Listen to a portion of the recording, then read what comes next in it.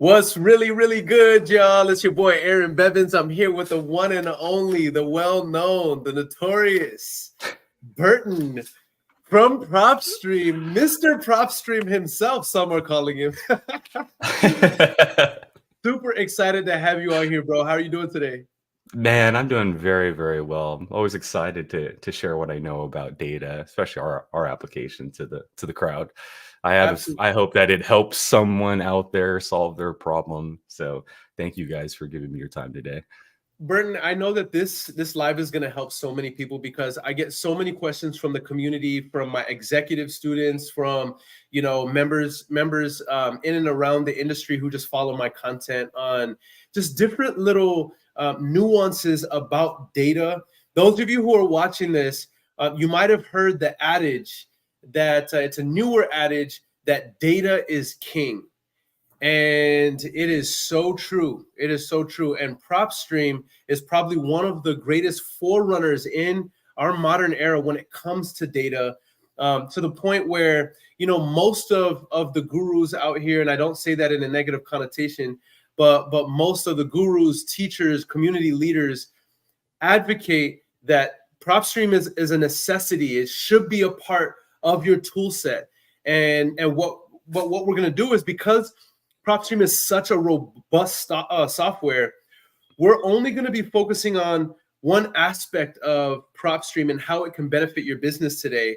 And that is how you can utilize it in and around dispositions from, I don't know if we can touch on reverse engineering whenever we're underwriting to, pulling our buyers list. And we're really going to follow Burton's lead when it comes to this. So I'm really, really excited to hop into this. We're going to allow a little bit of time for people to hop in and engage with us. So real quick, before we give the floor to Burton and we go on this journey together on using Propstream for disposition, we're going to have a quick little intro. And right after this, we're going to make it happen. Let's get it, yo. We made it, that's facts, ayy. We the greatest, that's facts, ayy. Prices raising, that's facts, ayy. That's right. But we paid it, that's facts, ayy. I did. They hate it, that's facts, ayy. Cause we changing, that's facts, ayy. We did. Can't blame them, that's facts, ayy. Cause we made it, that's facts, ayy. Cherry on top, that's a goat, yeah. Where you been, I wanna know, yeah. Greatest story ever told, yeah. Greatest story ever told, yeah. I know you wanna look up for this. Baby, let me turn you up a bit. You said you made it through hell and back. Give me the school, baby, tell the facts. Don't be shy. Yeah. We are in here like swimwear. All right, so Burton, you have the ability to share your screen. Where should we start, right? Like in the context of Propstream as a tool that can help you in dispositions, where should we start here? I think that's a great question. And actually, I think it starts outside of Propstream, to be honest with you. So for those that are, trying to dispo the property, trying to get a value on the property before even dispoing the property, I think the first thing that we all need to know is the difference between disclosure states and non-disclosure states. So what I would recommend everyone, whether you're new or seasoned, is get very familiar with non-disclosure states and those that are disclosure state. Now, I know you may not be operating perhaps in a non-disclosure state, but that doesn't mean that the lead that you're talking to may not have a property in a non-disclosure state, right? So you might be in like California, like I'm at, and you're talking to a homeowner here, and you think that they're about to sell their property in California, and all of a sudden they tell you, no, I'm talking about my dad's property in Texas. Uh-oh, right? What do I do? Because comping in California is not the same in comping in these non-disclosure states. So I would definitely recommend that everyone starts by understanding those 14 states, just in case, surprise, I have a property in that state that I would like to sell. What do I do now? Okay, so that's where I'd like to start. Get familiar with that. Now, here's a quick breakdown, because you'll hear a lot of weird things. You'll hear people say, oh, it means the data is not going to be there, or yada, yada, yada. Let me just clear out the difference between disclosure and non-disclosure in literally two simple steps. Okay. So disclosure just means that when a property sells and finally gets recorded at the county's office, the price is disclosed. That's it. Doesn't mean that they get better data than a non-disclosure state. No, the data still comes. Like we're going to still get tax lien data. We're still going to get MLS data. We're still going to get high equity data. We're still going to get vacant data. Just that none of that stuff is going to have a sell price visible because it's, again, a non-disclosure state. So for example, Nevada, Las Vegas, Nevada, it's a disclosure state. So when I go and check out a cash transaction, for example, we're going to see the beds and bathrooms and the year built.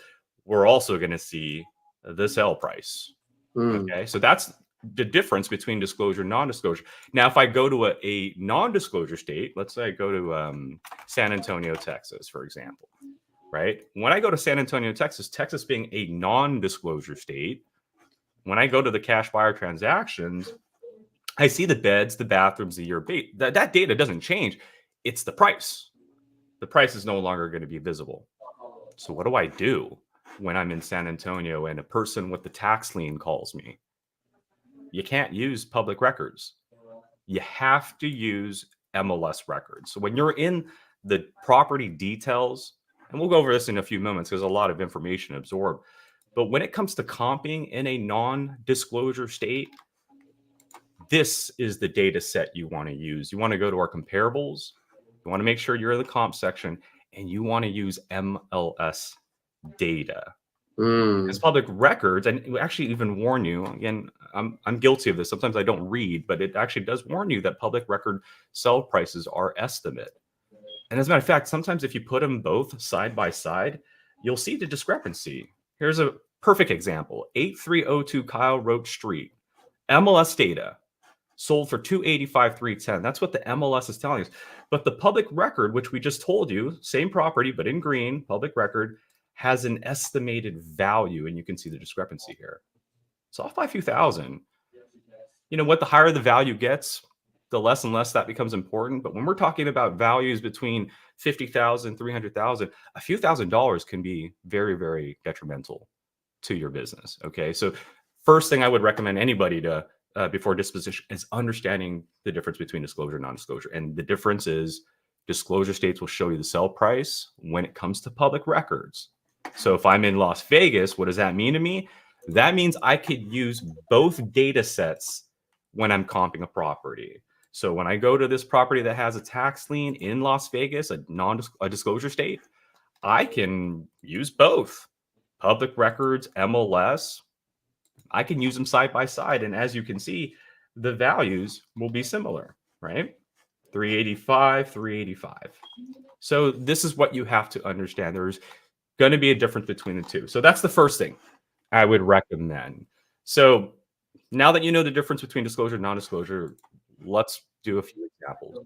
Let's use a non-disclosure state. So in San Antonio, let's say we found someone with a lien. They call me. What do I do? Well, when someone calls you or when you have a lead, the first thing I would highly recommend is typing out their property address in the search bar. Just type in their address. Let us go to work for you. When you search the address, the first thing that we're going to do is just give you the local data. So you'll see how many like cash buyers are in the area, how many other properties are vacant. On the right side, you'll see the subject property and the nearby listings, like the neighbors immediately around that property. Do you need to know this information? Probably not, but it's there. Feel free to use it. Everyone's different. Everyone's going to interpret our data differently. The last thing is the statistics. And I think this could be important in the disposition conversation. Like, for example, we're going to tell you whether there's been positive price changes or rent changes in this market. And hey, if rent changes go up 5% and prices go up only 2%, it's probably better to do a long-term thing with this property because rent is a high demand in this market. Same with the average days on market. Again, we have MLS data. So this 5-bedroom property, typically they sell in about 128 days or so. So about 4 months to 5 months. So again, during the conversation, when you're talking to a buyer, hey, if I buy this contract from you, do you know how long it's going to take to sell this property? Well, if you renovate it and then put it on market, anywhere between 4 to 5 months based on the local data that we're projecting. So that's what happens when you first search the property. We're not even in the details yet, but I do want to break that down. And then the last thing I do want to emphasize, and this is a new area, I'm not sure if we'll have access to it, but we are using Google Maps. And that means you can drop yourself onto street level. look, a lot of people don't use this, and I totally get it, right? Here's the property.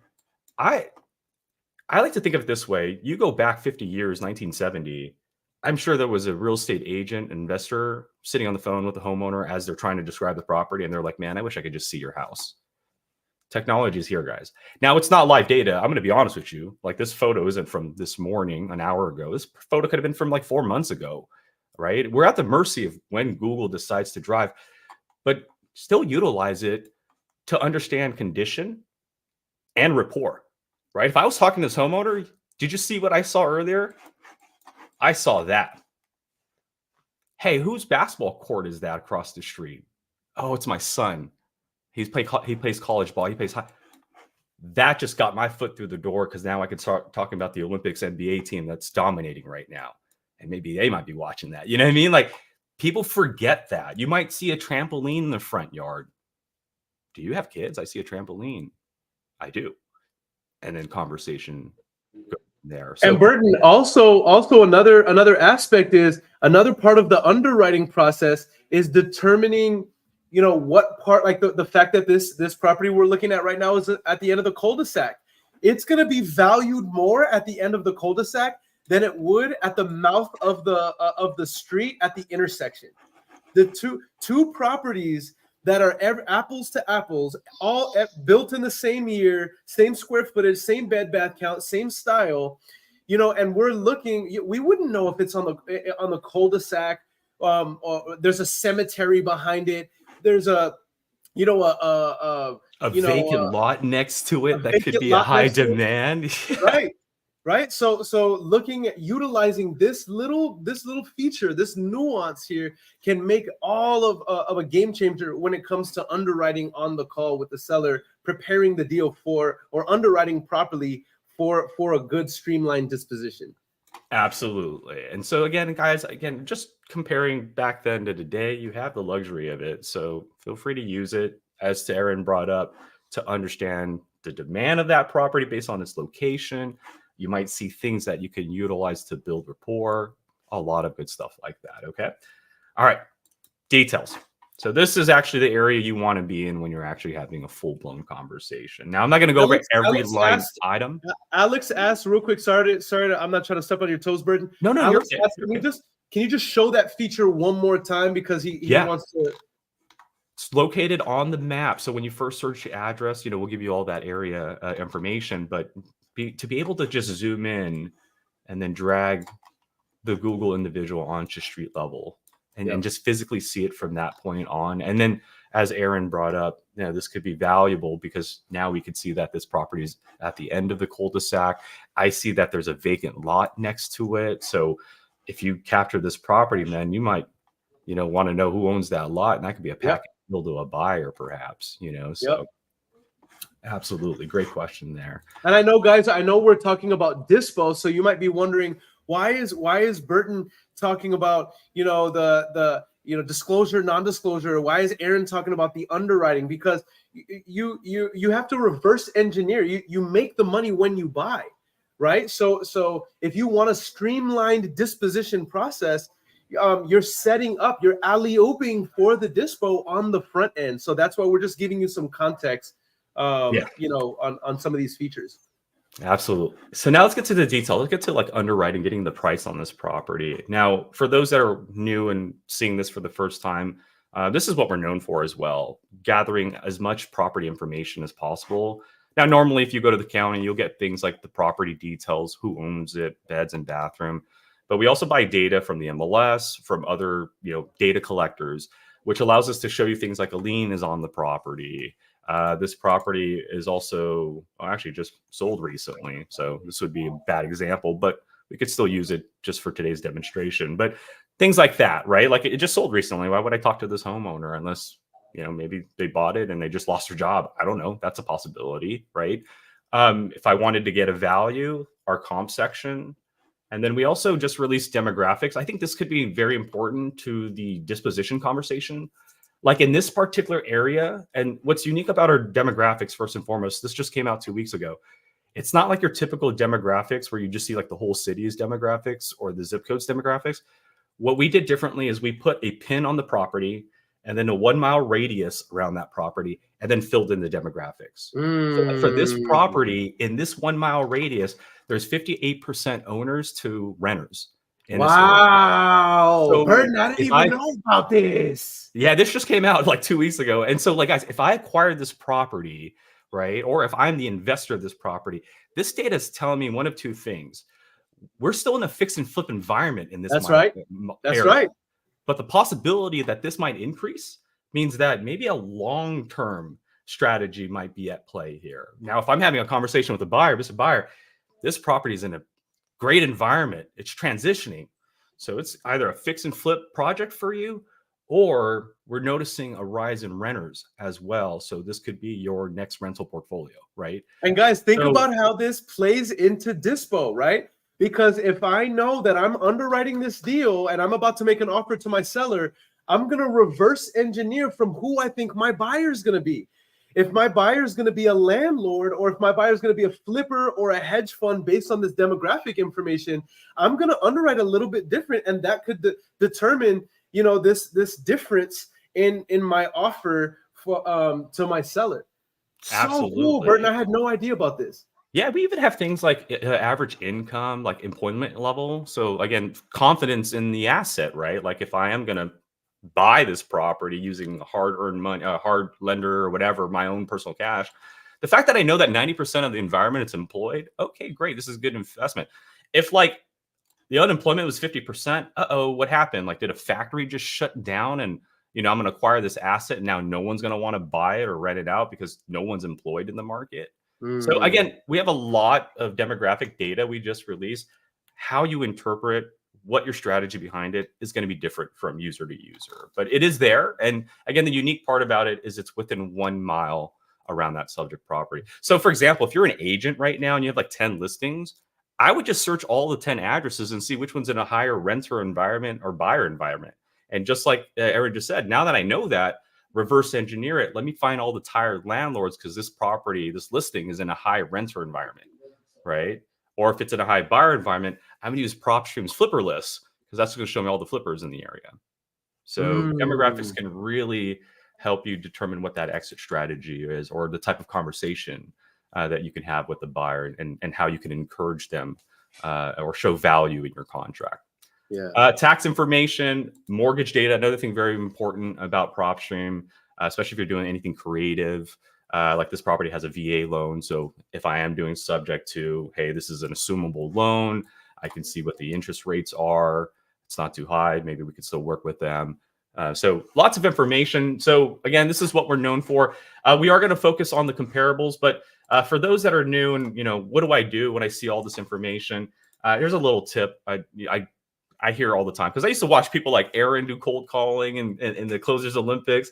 Man, these guys are so good. And I noticed what they're really good at is doing all of this, right? Like with our data, I would just say, think of comps and break it down, right?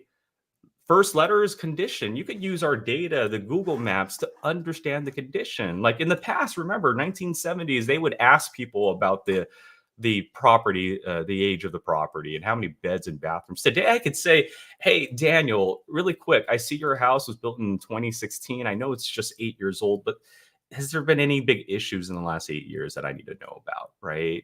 So instead of, hey, Daniel, how old is your property? Daniel could literally throw that back in my face and say, dude, you're the professional. You should know. That's right. That's right. We're getting that a lot more in today's market. Bro, and that's the thing that people forget is that you have to be the professional. You have to come in with credibility. And so if I go in there and say, hey, Brian, Daniel, I know your house is 8 years old. So tell me a little bit more about it. Because typically around 8 years, I got to worry about HVAC. I got to worry about lighting issues. Their paint is chipping on the outside because you're in a hot environment. So just let me know. That's the letter C for condition. You can use our data to kind of get an understanding of that.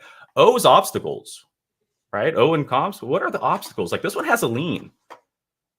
That's an obstacle. I got to take care of that. That's going to cloud the title, right? This one just got bought off the MLS. Why are you calling me? And if you just bought this off the MLS, there's probably no equity in this property. That's going to be an obstacle. And I need to think about what strategies we can apply. And then the other obstacle, and we'll never have this. No one will ever have this. I call it life data. Daniel could say, hey, the reason I'm selling is because my mom is sick and I got to get out of this country right now. Yeah. Yeah. That's why we encourage you to have these conversations and ask questions. But that is an obstacle we'll never be able to collect. Obstacle, life data. My son's going to college. We got to move out. I just lost my job, right? There are things that we can never collect. So yeah, once you understand the condition and the obstacles, and sometimes it's reverse. I know people like Aaron who do it the O first. They want to know what the problem is and how they can solve, and then we'll worry about the house and everything after, right? So you could flip the two. Eventually, you're going to know the two, right? Once you know the condition, let's say this house is at 100% because they just renovated it last month, and the obstacles, they got to sell in 90 days. Okay, well, do you have a mortgage on that property? And that's where the mortgage comes into play. Okay, so again, for those that are new and you're like, what do I start with all this data? Just think of comps. Remember, try to get the condition through asking questions, through our data, the obstacles through our data, through asking questions, the mortgage through our data. You might need to ask as well because we don't know if they didn't pay for the last 4 months, right? No one has that info. So even with the mortgage, you might want to double check. Hey, I see you have a mortgage with Cornerstone. By the way, thank you for serving for our country. I really appreciate that. Right? This is how you can use data. Hey, my boy is dropping dumb nuggets today. People just don't realize that, right? So thank you for serving. Appreciate that. You know what? I think we can work with you, but if you just give me a second, I got to figure out the price of your property. So COMP, P stands for price. And this is where we get into it. Now, remember, disclosure, non-disclosure. We're in a non-disclosure state. So instantly, I need to use the MLS right off the bat, okay? Now, I'm not from Texas, but I do know one thing that's different from Texas to where I'm at. Y'all have some big lot sizes. We live in we're like sardines in cans over here. Like our lot sizes are very, very small, no more than like 5,000, 6,000. So I don't know if this is the right step, but maybe I might need to go out because this is a large environment, right? This is, again, the importance of Propstream. We don't know every situation. So whether you go out a mile or maybe it's 2/3 of a mile, 0.75 instead, all right, you have the ability to make these adjustments. Now, as you're applying your filters and then you get your results, here are the things that you need to know. When you're looking at your results, you might see something that stands out like that. House was bought for $3,500. No, that's a rental listing.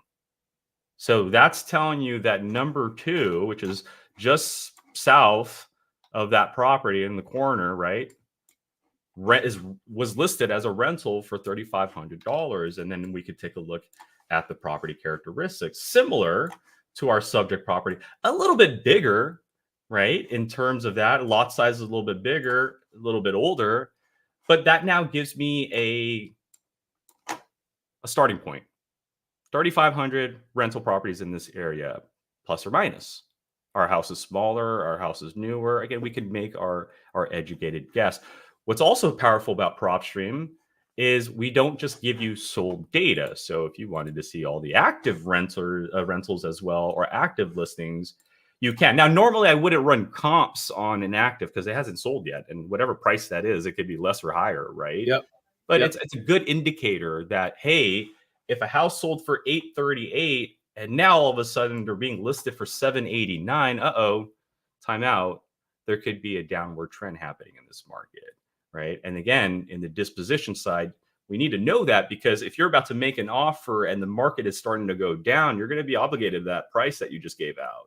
Right. So it's important to understand certain things like that. Okay. So that's how the data works. Now, I get people that ask me all the time, well, does that mean I should never use public records in this market? No, time out. I'm not saying that. Public records, the sell prices are not going to be of value to you. Right. But could I use public records to help me in this scenario? Yeah. Like, for example, if this house is completely dilapidated, the roof is caved in, it's flooded. Well, why are you using the MLS? Most houses on the MLS that sell are livable and renovated.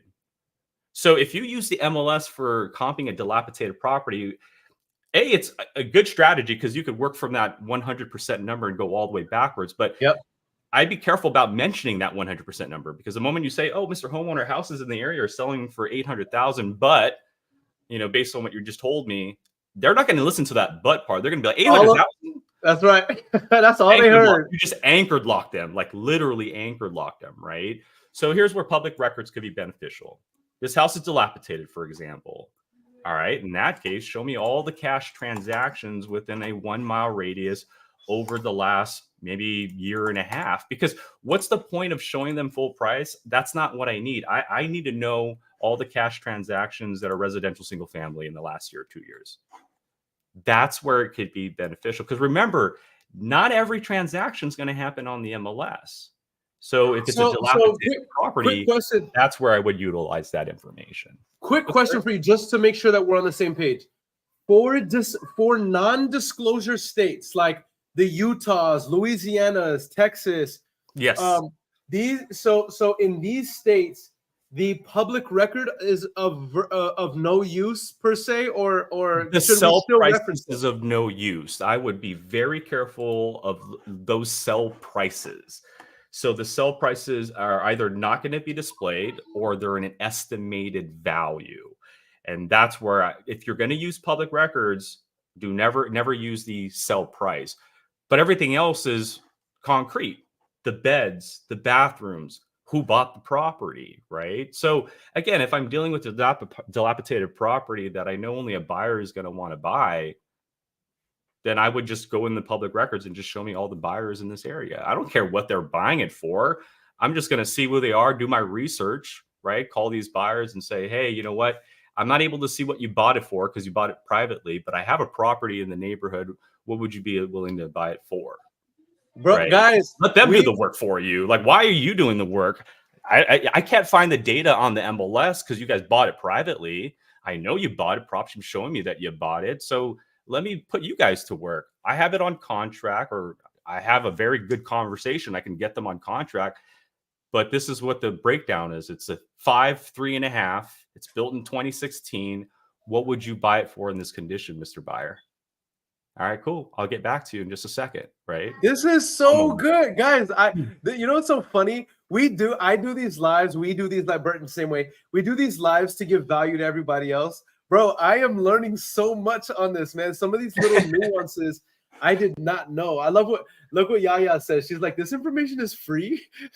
Yeah. I think sometimes people forget, like, they sometimes do more work than they probably need to. Like, again, if this house was renovated or it's like grandma's house and someone just could move in there, then yeah, I guess I got to do a little bit more work. And guess what? I would just use the MLS data for that, right? But if it's dilapidated and I'm in a non-disclosure state, like, where am I going to get that price from? Nowhere. So you know what, buyers? You guys know the area. Let me pull all the buyers in this area and tell them what I have potentially available. Give me your offer. I love that. Right. And then guess what? I can now put them in a competition. If I find 4 buyers, I'm going to call 4 of them and say, hey, this is what I have. And the first buyer I just spoke to just told me 350. What would you do? 370? All right, hold on. I'll get back to you real quick. I can now put them at work, right? Get them to freaking go at war with this potential property. So just consider that, guys. Again, no two situations are the same. Sometimes the situation could be in your favor and you can leverage the buyers to do the work. And that would be an example of that. Okay. All right. So in this case, let's say the property is livable, rentable. Here we go. So I would, again, because of the large chart, and again, I'm being hesitant in saying this, but I would probably reach out over a mile or go up to a mile. Now, typically, instead of doing a mile, because people are always different, some people will say, no, before you go out a mile, how about go beyond a year then? So again, you can do both. So instead of going 2 miles or up to a mile, I can instead go back a year and a half, right? And then find the leads based on that. Okay. So maybe it's a combination of both. Maybe you're in a rural area and guess what? There hasn't been a lot of transactions. So you do need to go a year and a half back and you do need to go out a mile.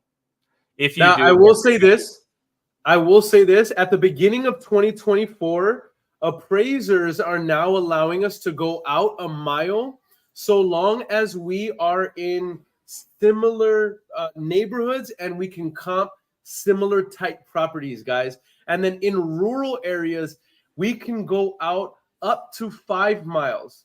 In rural areas, we can go out up to 5 miles. Just use that same principle of, you're not comping a 3,000 square foot mansion to a mobile home, right? So because if you're in rural and everybody has half-acre lots, you're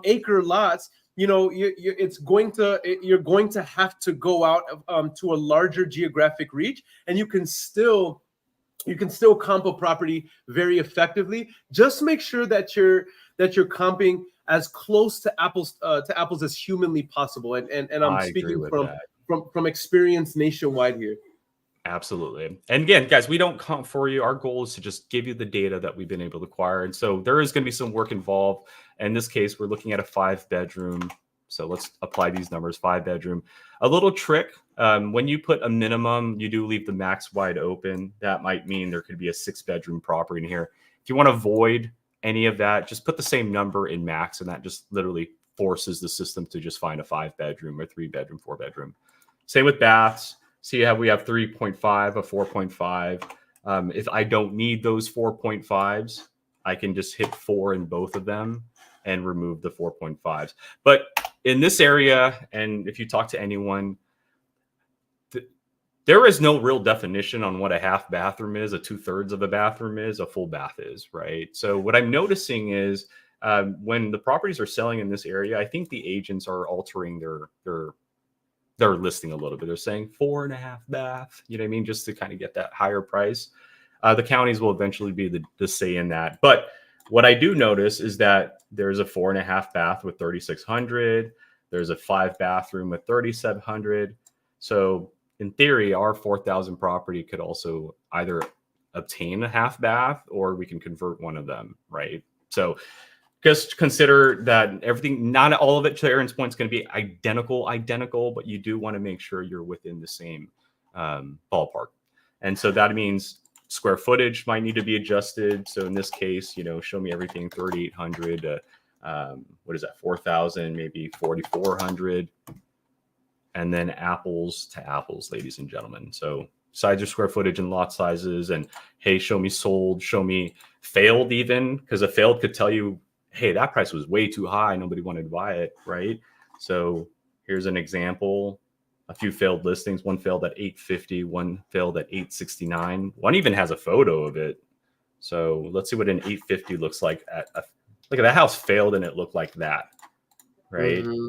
So again, Mr. Homeowner, I know that you saw a house for 850, but that house was A, renovated, and B, it failed. So with your roof caving in and you needing to sell in 90 days, I don't think 850 is anywhere near what we're going to offer you, right? So understand it's all about research. But once you find your comps, right? So let's say we are going to stick with there's one right here, 830. It's number 5.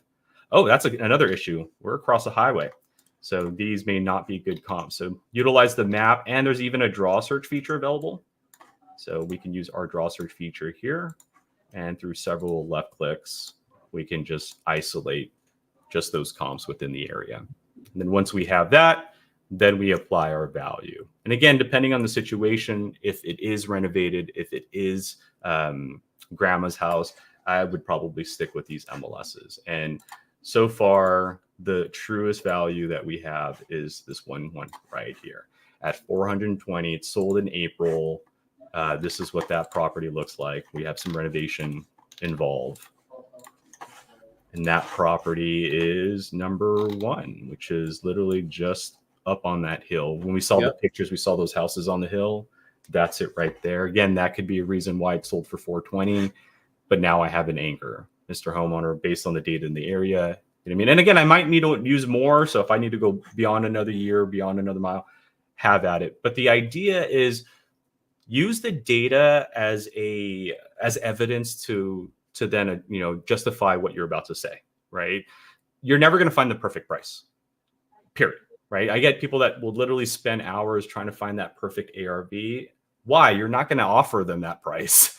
You're going to offer them 70% of that price. So try to find something within reason. And again, I would probably do at least maybe a little bit more, or maybe one or another, go back another year. But let's say find 2 houses, one sold for 420, another one sold for 440.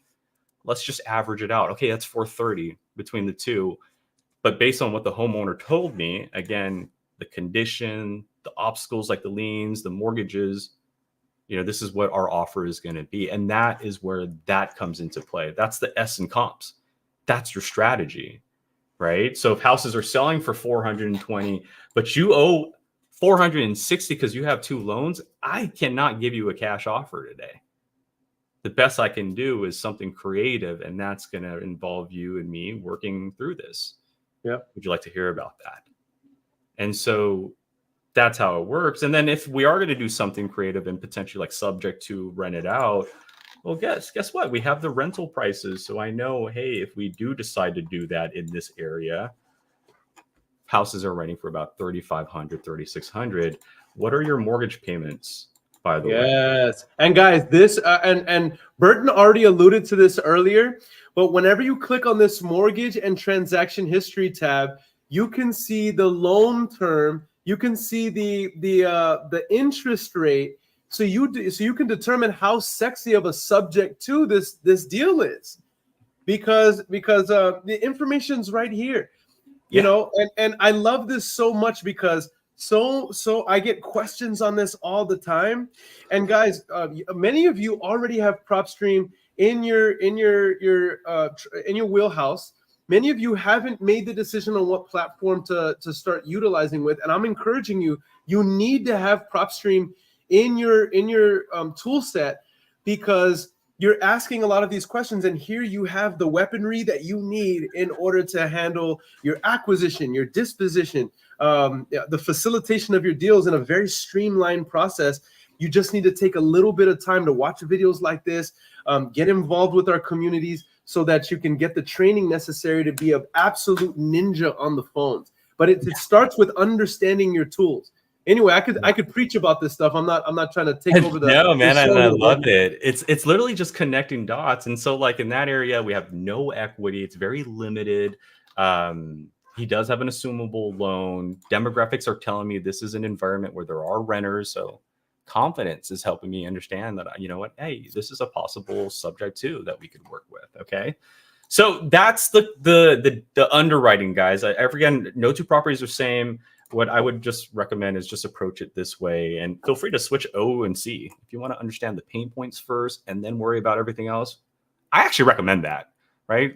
We're dealing with humans at the end of the day. Let's take care of them first, and then everything falls in line. So if you were to take my advice, it'd be, comps. That's how I would have said it. But that's me. But let's talk about disposition now. So what if I do have this property on contract? What the hell do I do now?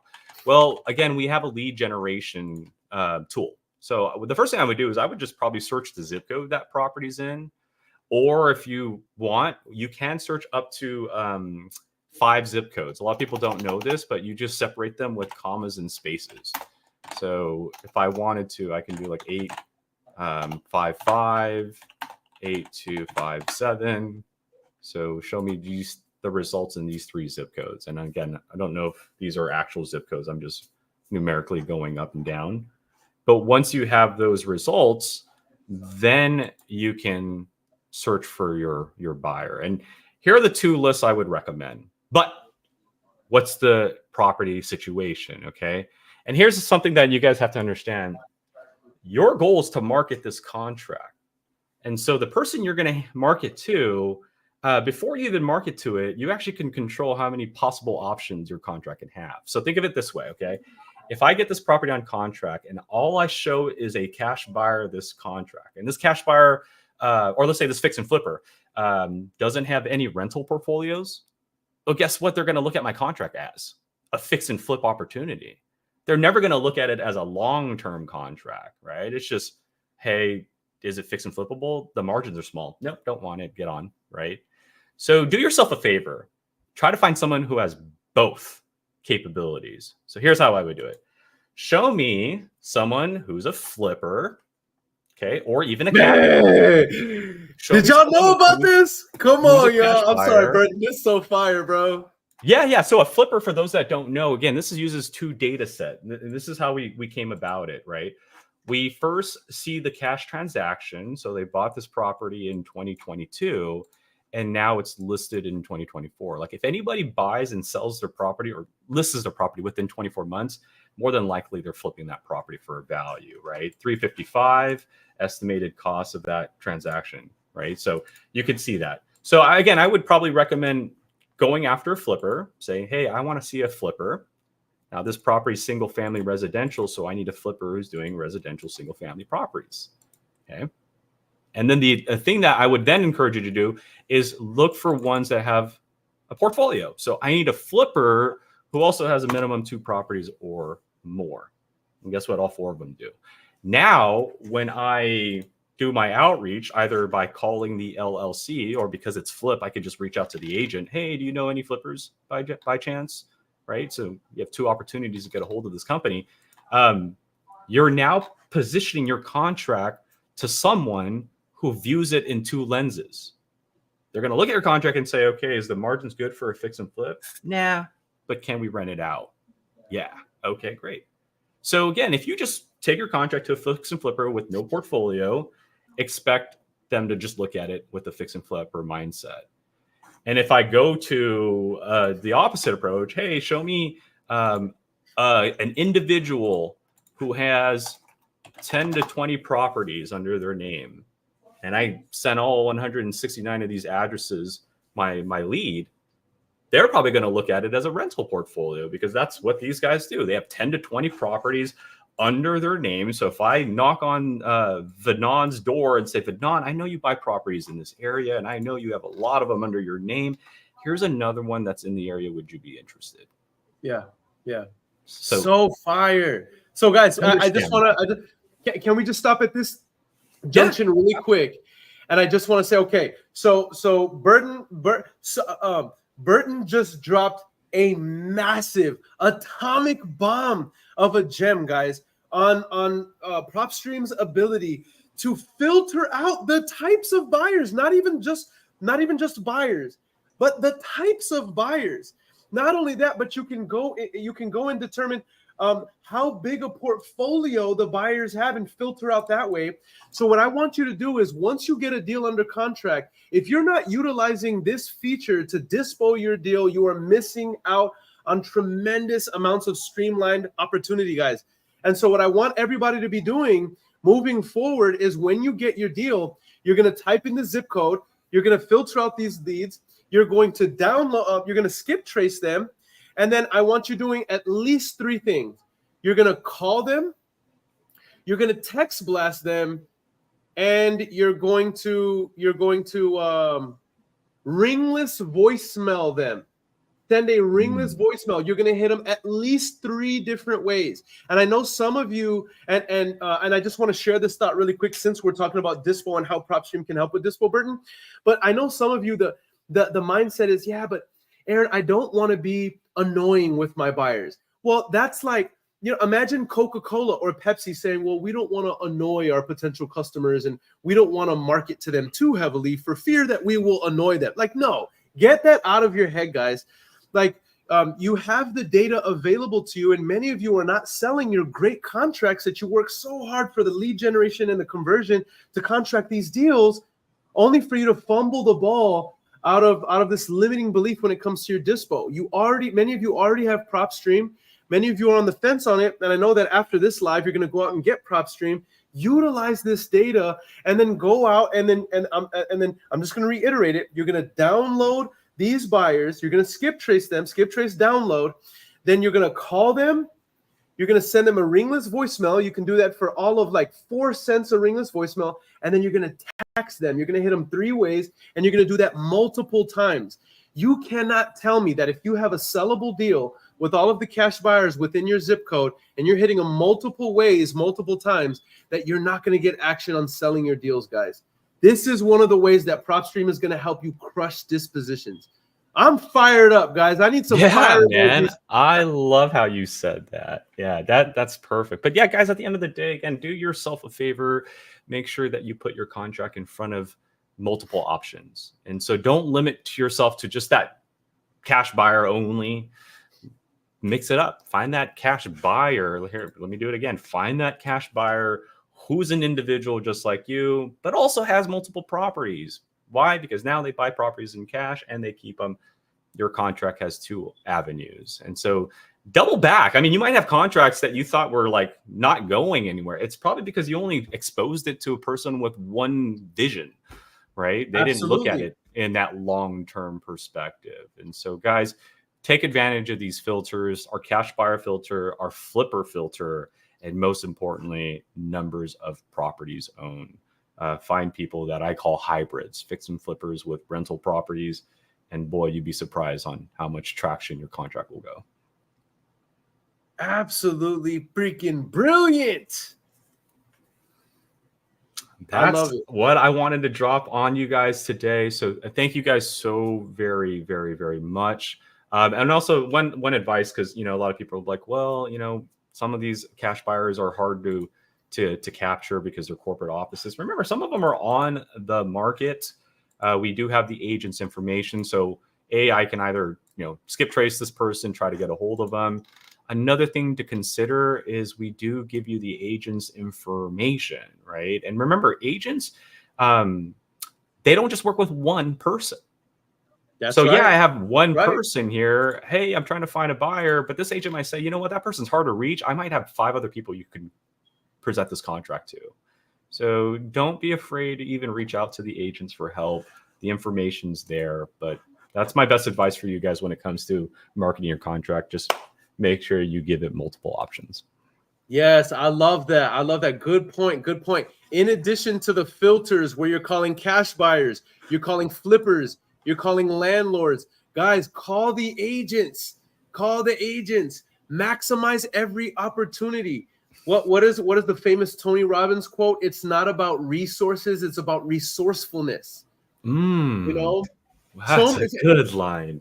You know what Propstream is like? Propstream is like an Iron Man suit. You know, it's like many of you guys have Propstream, and I'm not clowning or talking down on anybody. I'm just speaking passionately, guys. But many of you guys have Propstream. You have an Iron Man suit, and you're working your business as if you're only shooting bows and arrows, and you got a freaking Iron Man suit. And it's not, and I'm not to discredit anybody, but to your credit, it's because you haven't taken the time to understand how robust this system is. Because I'm over here mind blown, like I got chills because I didn't know we had these filters. I didn't know we had some of these features. And so best believe I'm taking this live. And it's crazy because we're just talking dispositions. Like I could go loose with lead like acquisitions, like some new filters people are doing today that like no one's ever thought about. And I think you nailed it on the head. I think what it is, Aaron, is that everyone here, you guys are in this transition, and you might not know it. You're in this transition of like investors of the past, investors of today, right? And you guys are coming in to where like the agents of the past and investors of the past are still in this mindset of, hey, I got to go get a list and work off that list. And that's fair. It still works. But when you got like everyone in your neighborhood doing that as well, that's where the competition is. And this is where we get questions like, I called this person and they hung up on me. Yeah, because 90 other people called them. You got the same list 90 other people got too, right? So like with Propstream, just like we did, like I don't have to just go after cash buy. I could just literally say individuals with 10 to 20 properties, right? And they may not be buying properties in cash. So I may never see them at all because they rather use loans to buy properties instead of cash. So if you're out there, I need a cash buyer for this property, you might have missed out on half the population in that area who don't take that approach to buy properties, right? So let's recap this really quick. Whenever you're using Propstream to dispo these deals, you're gonna go to cash buyers, pull your cash buyers. You're gonna do LLCs and individuals. Now, Aaron, well, what if I can't skip trace or find the LLC? Well, you're gonna go to you're gonna go to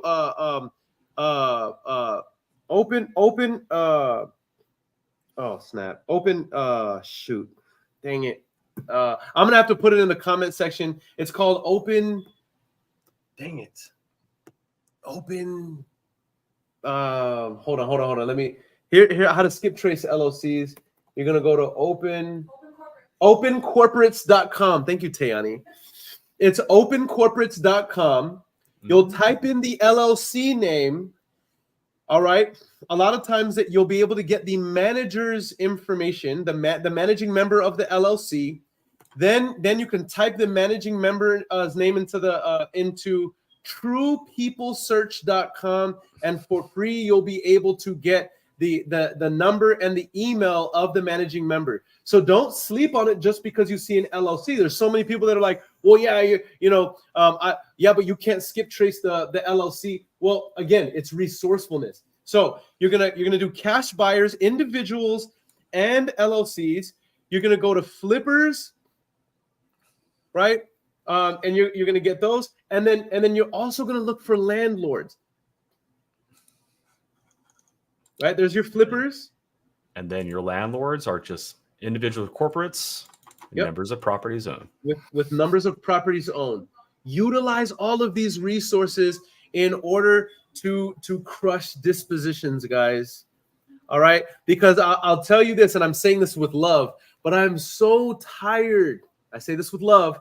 I'm so tired of some of you guys are working so hard on acquisitions to lock up these deals. You're using your time, money, energy, resources to be able to lock these deals up. You have absolutely incredible contracts, $10,000, $15,000 equity revenue projections on these deals. And then you're like, well, I don't know if I'm doing good on the acquisitions because my deals are not selling. And then I ask you, how many people have made you offers on the deals? And you're like, 2. And I'm like, well, that's why you're not selling your deal. Because like Burton said earlier, you might have an absolutely incredible rental, absolutely a 2% rental, and then you put it in front of a hedge fund or a flipper, and the flipper is like, "There's not enough equity on this deal. This is a trash deal," and now your confidence is hurt, but it's because you put your product in front of the wrong buyer. And so Propstream solves for that with these features that it's providing for us, guys. Yeah. All right, I'm off my soapbox, Burton. No, that's it. And I think that's what people do is they by accident limit themselves. And so just think of situations, think outside of the box. Just think of the data that you're building. That's all I got to say. Like, who's in this list? Is it a buyer with multiple properties? Is it just a buyer with one property? Because that's going to dictate the results at the end of the day. So thank you for that. Okay, here's what we're going to do. Burton, you've been absolutely amazing. We're coming up on an hour. We're 52 minutes into this live. I want to honor your time. We'll go ahead and wrap up. Because you're a special guest, we're going to do a speed round with you. And the speed round is where, and by the way, guys, if you don't know Burton, you're either new to this industry, which is totally fine, or you're living under a rock, then that's fine as well. But this is Burton, Mr. Propstream himself, and just one of the greatest data minds in this industry.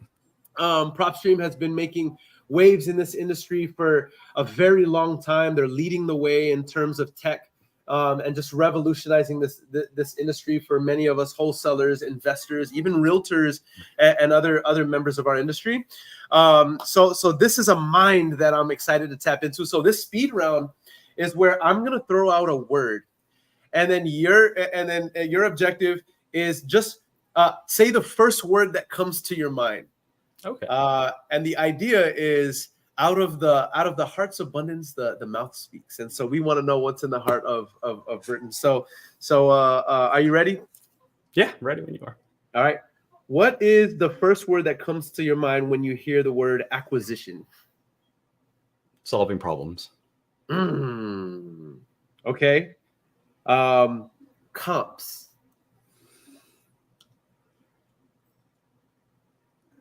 Comps, evidence, education, because I'm using the comps to educate, and it's evidence, right? I got to educate the homeowner who may not know their market. That's comps. I like it. All right. What's the first word that comes to your mind when you hear real estate?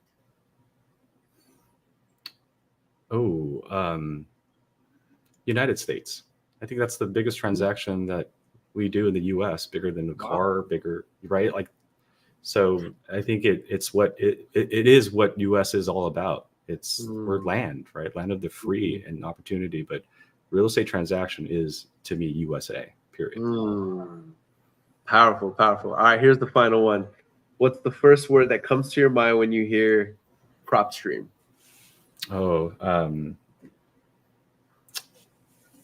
Community, positive community effect. Like I know we are, and this is just me elaborating. I say community because what you guys do with our data directly impacts the community. Mhm. So I cannot think, I think community. How do I get this data to you guys? Because you guys are going to help our community. Absolutely. Absolutely. I absolutely love it.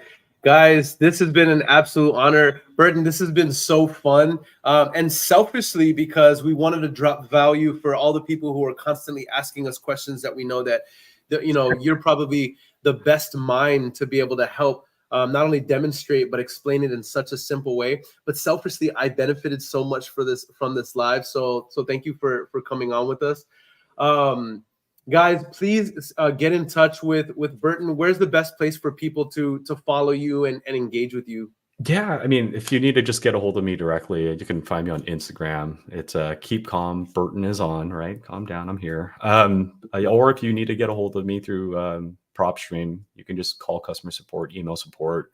If it's directly towards me, just let them know you have a question for Burton. They'll bring it up the chain. Yep. Other than that, I do travel a lot. So if you see me at an event, don't hesitate to stop me. I don't care if I'm on my way up to my hotel room. Stop me. Let's talk. I got nothing but time for you guys. Yeah, absolutely. All right. And also, last thing, guys, for those of you who have tuned on for the entire time, we have a whole bunch of people who are tuning in live on Facebook alone. There's like 30 people on YouTube. We have a bunch of people, Twitch, IG. Shout out LinkedIn. We have over 150 people live across all platforms, and so we want to thank all of you for tuning in right now. We know that thousands of people will watch this all the way through, and so if you're watching this, whether you're live or on the replay, I want you to DM me the word Propstream, and Alex says, tell Burton I just texted him. Okay, cool. Gotcha. Yeah, what up, Alex?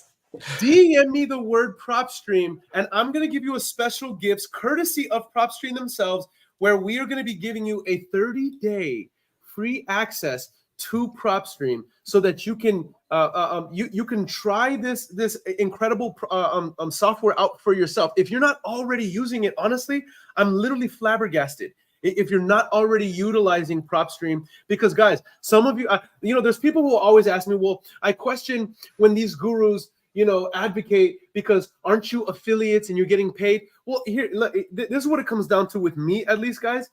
You know, I don't advocate Propstream because I'm an affiliate of them.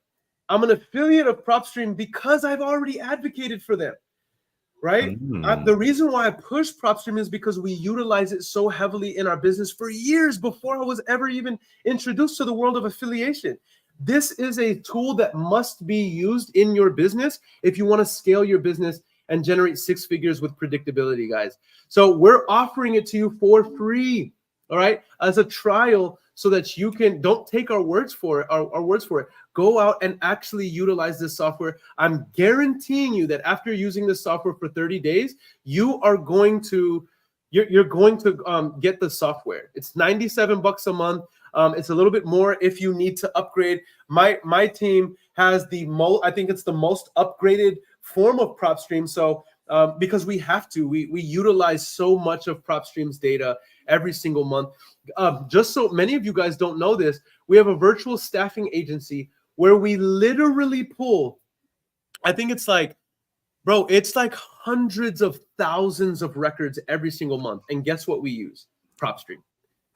So it's not just my wholesaling operation, it's my virtual staffing agency that we utilize as well. And so I'm not encouraging you guys to utilize anything that we ourselves are not already utilizing incredibly heavy. If Propstream left us, we would have a major chasm, not only in our businesses, but also in the industry at large. And so please do me a favor and DM me. Actually, it's not, no, do yourself a favor. DM me the word Propstream, and we will get you linked with Propstream so that you can have a 30-day free trial. All right. That's not clickbait. Also, Tayani, our executive admin, just put a link to the trial. Yes. That's the link there, guys. Make sure you use that. That's going to get you started. And then because Pete had a really good question. So Pete, how do you get the 30 days? So what you want to do is click on that link first, start your trial. Here's a little tip. You get 7 days when you click on that link. So just kind of do your research a little bit. And then on, like, let's say the second or third day, just call customer support. Hey, I was at Aaron Webbins' webinar And that day you call is when they add the 30 days, right? So you could see where I'm kind of giving you a little advantage. And Burton's giving y'all extra I can't even say, I'm not going to say it out loud, but I'm just saying that link gives you 7 days. And then when you call in, whenever that is, within that 7 days, we'll add 30 to it. So do the math. Y'all could never say Burton didn't take care of y'all. Y'all could never if you already, yes, Tiani, thank you so much. If you already have an account, so you're like, oh man, I missed that. Nah, just call in. So if you're active right now, just call in today and just say, hey, I was in this awesome webinar with Aaron Bevins. Can you hook me up? We're going to hook you guys up. Okay. So just, gave you guys a loophole. I'm not going to say loophole, but you guys got the little tip. But ultimately, to get the 30 days, you have to call in. So whether you click on that link today, call in when you're ready for the 30 days. And if you already have an account, call in for the 30 days regardless. Burton, you are so dope. We love you. Yeah, man. At the end of the day, dude, I don't care how many days you get on us. Just do me a favor. Use it. There's someone out there that needs you to call them. Like, I can't emphasize that. There's a mom, there's a dad, there's a divorcee, there's someone who might have lost a loved one recently, and they literally have been ignoring every other phone call but the one that you're going to make, because they're for whatever reason, I feel like it's lining up, right? So think of it that way. There's someone that needs you to call them. They're just waiting, and they've been ignoring everybody else's phone call but yours that you're going to make. So make sure you guys do that, okay? I love it. I love it. Until next time, guys, it's your boy Aaron Bevins with the one and only Burton A from Propstream. We'll see you guys on the next episode. We love you guys. Make sure, if you're not home yet, drive safe, because they be driving crazy out here. Brush your teeth. And for goodness sakes, don't slap nobody. See you guys in the next one. We made it, that's facts, ayy. We the greatest, that's facts, ayy. Prices raising, that's facts, ayy. That's right. But we paid it, that's facts, ayy. I did. They hate it, that's facts, ayy. Cause we changing, that's facts, ayy. We did. Can't blame them, that's facts, ayy. Cause we made it, that's facts, ayy. Cherry on top, that's a goat, yeah. Where you been, I wanna know, yeah. Greatest story ever told, yeah. Greatest story ever told, yeah. I know you wanna look up for this. Baby, let me turn you up a bit. You said you made it through hell and back. Give me the scoop, baby, tell the fact.